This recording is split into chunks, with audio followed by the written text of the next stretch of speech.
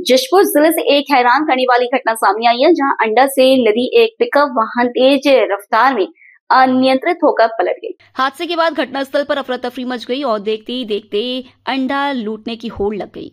घटना बागबहार थाना क्षेत्र के अंतर्गत कुकुरगांव की है। जानकारी के अनुसार अंडा से भरी एक पिकअप वाहन खरसिया से कांसा बेल की ओर जा रही थी।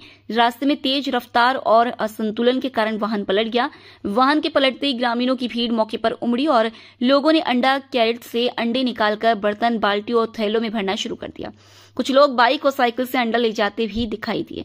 घटना का वीडियो सोशल मीडिया पर तेजी से वायरल हो रहा है, जिसमें बड़ी संख्या में लोग अंडा लूटते हुए साफ तौर पर देखे जा सकते हैं।